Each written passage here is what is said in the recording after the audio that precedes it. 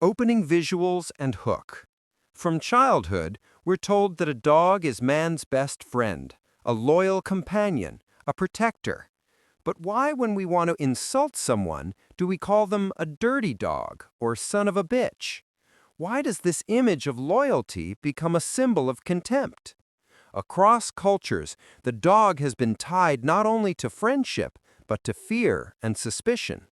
Perhaps hidden in our language lies an echo of a long-forgotten enemy. Introducing the mystery. Imagine a creature human-like, but with the head of a dog, an intelligent adversary fighting for the same land, the same resources. Could the words we use today be remnants of memories of a brutal struggle for survival? The first clues of this story appeared not in myths, but in the forests of Siberia in 1838, with a doctor named Nikolai Kozhukov. Dr. Kozhukov's encounter. Dr. Kozhukov, lost in the Siberian taiga, encountered beings that seemed part man, part beast. Small, covered in thick hair, with faces strangely dog-like, they came bearing gifts of wild honey. To Kozhukov's astonishment, they spoke an archaic, almost forgotten language. They called themselves the little ones living nomadic lives hidden from the world, yet part of a hidden economy trading furs for essential goods. From Siberia to the ancient world, this wasn't an isolated tale. Ancient historians mention them too. Herodotus described dog-headed men in Africa. Tisias recorded them in India. Pliny the Elder cataloged them as Cynocephaly, barking, hunting, wearing animal skins. Marco Polo even claimed to see them in the Andaman Islands. From historian to theologian, from Africa to Asia, they were real enough to be mapped, studied, and feared. Medieval maps and theological questions. In medieval Europe, these beings appeared on maps, not on the edges of the world, but in Scandinavia. Church fathers like St. Augustine debated their existence. Did they have souls? Were they human? The Cynocephaly were not myths. They were considered real people, living, hunting, speaking, integrated into the imagination and theology of the time. Saint Christopher, the Cynocephalus. Some Cynocephaly even transcended their bestial image.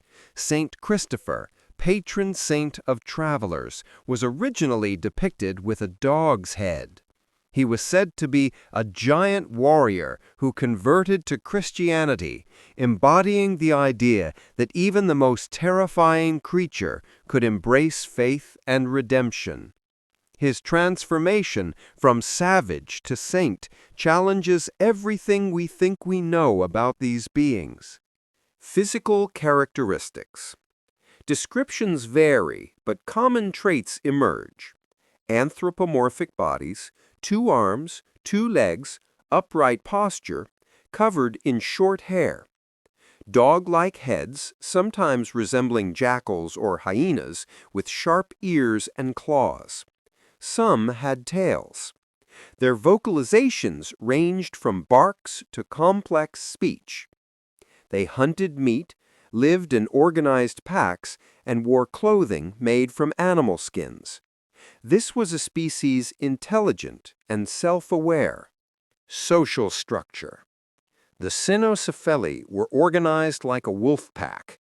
A dominant male led the hunt and defended the tribe, while female leaders maintained their own hierarchy. Monogamy was rare. They had a social system, culture, and technology, a society hidden from human eyes for centuries. Legends and royalty. Legends tell of a dog-headed king in Croatia who concealed his identity beneath a royal headdress. Every day, a young man was brought to shave him and executed afterward to protect the secret. He ruled with wisdom, but lived in isolation, burdened by his difference. This legend illustrates not only survival, but the tension of integrating into human society while remaining fundamentally other. A global mosaic. From Siberia to India, Africa and Europe, from explorers to theologians, every record hints at their reality. They were warriors, traders, survivors, and saints. Across centuries, they left traces in maps, texts, and oral legends. The Cynocephaly challenge our understanding of humanity, morality, and survival. They existed in the shadows of history and yet shaped our stories and imagination. What can we learn? Were they myth, memory, or misunderstood species?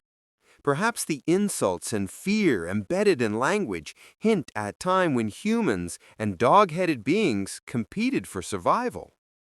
Perhaps St. Christopher shows us that even the wildest, most alien life can achieve grace. Their legacy is not just in legends, but hidden in the corners of human history.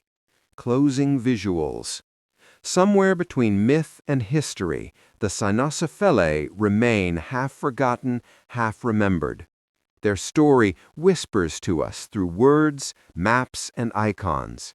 And in every dirty dog insult, perhaps a fragment of that memory still lingers.